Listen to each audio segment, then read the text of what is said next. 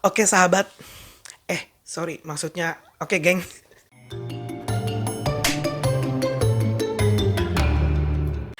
Halo guys, gila ketemu lagi sama gue di movie grid berikutnya. Cuman seperti yang kalian lihat mungkin di video berikutnya, kali ini gue nggak akan nge-review film apa, tapi gue akan ngebahas beberapa hal tentang film sama kalian. Khususnya karena mungkin kalian udah tahu ya, bukan hanya konser, festival, atau pameran yang mengalami penundaan nih gara-gara kondisi kita saat ini. Industri film juga mengalami imbas yang sama. Kita nih sebagai penikmat film harus rela menunggu dan bersabar lebih lama untuk menantikan film-film yang harusnya udah tayang nih di antara bulan Maret sampai ke Juni kemarin ini, tapi harus mengalami penundaan ya karena ya udah beberapa film yang besar yang udah ditunggu-tunggu banget itu secara resmi udah mengumumkan penundaannya kan. Nah, hari ini untuk menjelaskan lebih detail tentang film apa aja dan kapan tanggal rilis film-film tersebut, gue akan jelasin satu persatu nih untuk kalian. Yang pasti filmnya ini pasti film yang most anticipated banget nih di 2020. Jadi pastikan kalian gak ada skip videonya. Dan ya udah, kita lanjut ke videonya. Nah, yang pertama itu ada film besutan sutradara kawakan kita bersama. Tidak lain tidak bukan, ya betul, Om Christopher Nolan. Nah, film ini tuh berjudul tentang Tenet. Jadi, film ini tuh awalnya udah dijadwalkan 17 Juli 2020 nih. Dimundurkan jadi 31 Juli 2020. Tapi langsung lanjut lagi nih, si Warner Bros-nya itu mengundurkan lagi ke 12 Agustus 2020 per aku bikin video ini ya. Kita nggak tahu akan pindah lagi atau enggak karena kondisinya kan makin nggak jelas nih kayak saat ini nih. Nah, si Warner Bros sendiri itu udah ngeluarin 2 trailer nih di film ini. Nah, awalnya gue bingung sendiri, Tenet ini tuh artinya apa ya? Karena ini kan bukan kata-kata yang bisa dibilang cukup common untuk penggunaan kata sehari-hari gitu ya. Tapi kalau kalian coba deh Google Translate, Tenet itu artinya prinsip. Tapi setelah gue lihat trailernya, gue mereka-raka nih. Tenet tuh bisa jadi kayak artinya tuh kayak kode, atau mungkin bisa jadi orang, atau benda, atau sudahlah pusing.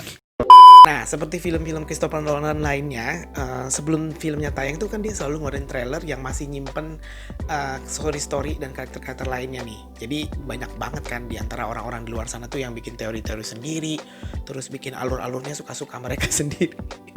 Namanya juga teori, nggak ada yang salah ya. Tapi setelah gue baca di beberapa artikel tuh sebenarnya film ini tuh intinya mengenai spionase sci-fi yang berusaha untuk mencegah adanya perang dunia ketiga. Asik banget gak tuh?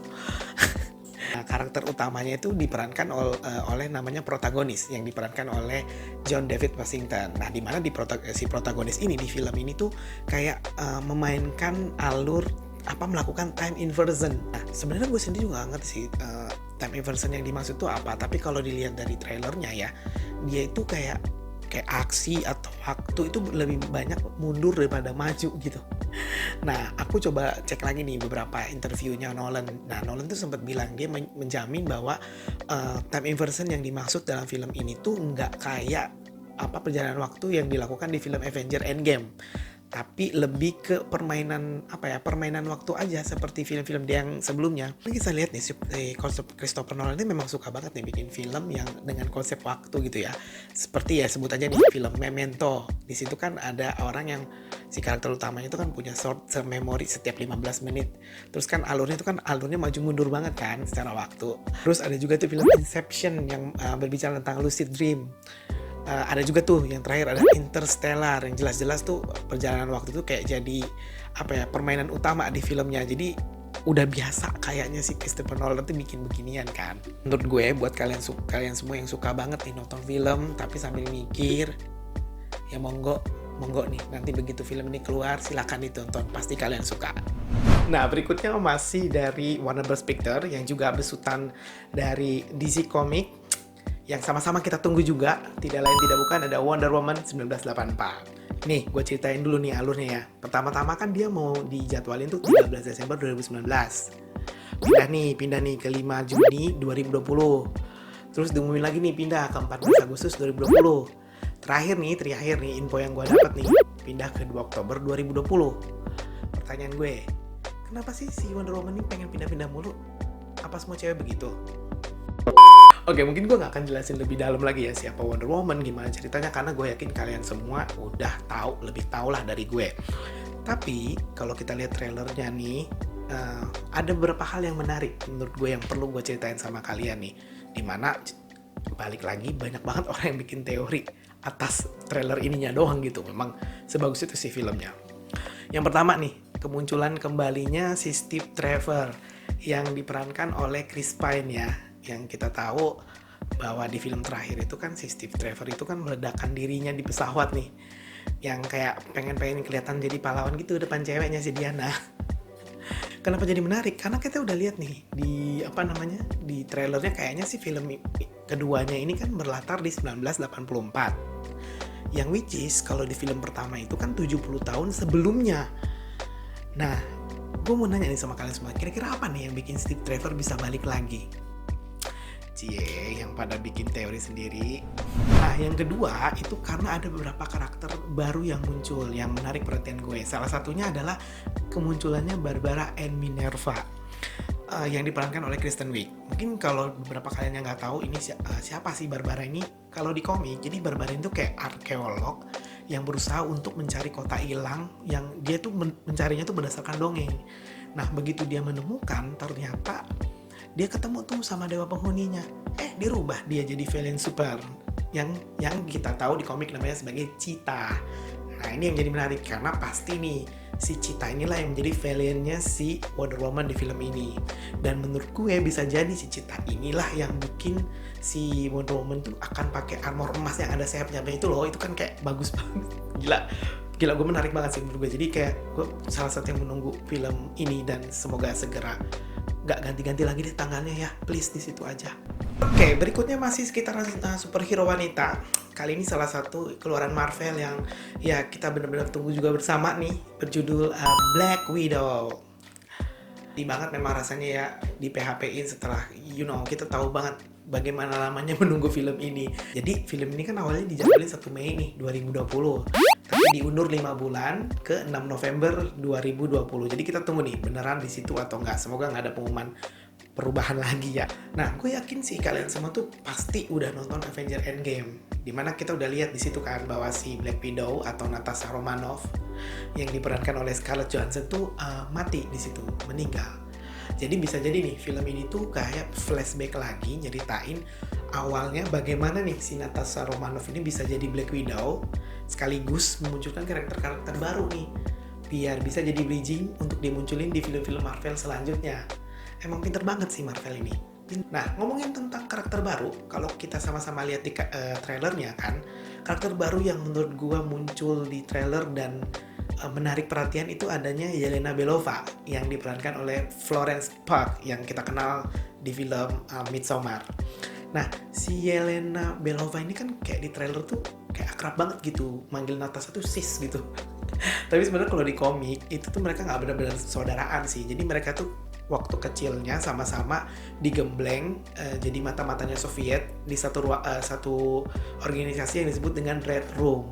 Nah, di situ tuh si Yelena Belova tuh kayak punya misi sebenarnya untuk membunuh si Natasha gitu. Tapi walaupun pada akhirnya di komik ya diceritain bahwa si Natasha Romanoff tuh nggak mati sama si Yelena sih, tapi Yelena yang at the end akan menjadi suksesornya si Natasha untuk menjadi Black Widow. Jadi gue sih punya feeling kayaknya di film ini pun nanti akan dimunculkan alur cerita yang mungkin mirip. Jadi Yelena inilah yang akan menjadi suksesornya si Natasha untuk menjadi Black Widow. Bisa jadi begitu ya. Tapi kita setelah lihat kan kayak gara-gara trailer yang keluar kan banyak banget tuh teori-teori yang muncul karena fansnya Marvel kan gila-gila ya. Ya Marvel DC sama lah semua gila-gila gitu kan.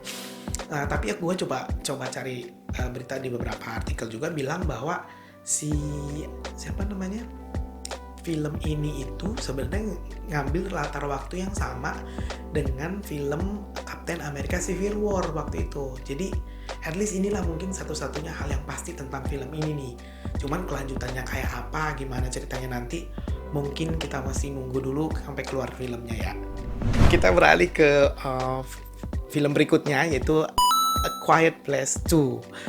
kalian semua pasti udah tahu ya, kayak film pertamanya si A Quiet Place ini kan kayak heboh banget karena sukses pada saat itu kan, sampai orang-orang tuh udah nunggu banget nih sequelnya, sampai waktu itu udah diumumin nih jadwal rilis sequelnya itu kan di 20 Maret 2020. Tapi sayang banget karena kondisi pandemi kayak sekarang ini kan harus diundur sampai tanggal yang gue sendiri sih belum tahu sampai tanggal berapa. Cuman kalau mungkin kalian ada yang tahu bisa ngomong komen di bawah tanggal berapa. Nah, seperti yang kita lihat ya di film pertama Quiet Place ini kan ceritanya tentang suatu keluarga yang berusaha bertahan hidup dalam keheningan biar dia tidak bisa dimangsa dan mati oleh monster yang muncul karena suara gitu ya. Tapi itu yang di film pertama. Tapi ini ya setelah gue baca beberapa artikel nih, menurut si sutradara dan juga penulisnya John Krasinski yang merupakan pemeran Lee Abbott yang merupakan suami dari Evelyn Abbott, yang diperankan oleh Emily Blunt yang merupakan suami aslinya di dunia nyata. Oke, kepanjangan. Jadi beliau tuh menyatakan bahwa kalau di film pertama kan ceritanya lebih banyak kayak perjuangan orang tua bagi anaknya gitu ya. Nah di film kedua ini lebih banyak kayak surat cinta dari anak bagi orang tua. Ada gila sweet banget ya.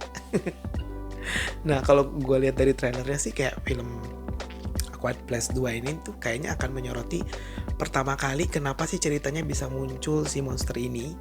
Nah dilanjutkan dengan perjalanan si keluarga Abbott ini untuk pindah ke kota lain gitu. Sampai akhirnya dia ketemu manusia lain tuh, ternyata masih ada nih yang hidup nih selain mereka. Dan lagi-lagi si monster-monster yang udah tahu bentuknya di film berikutnya muncul lagi, geng, muncul.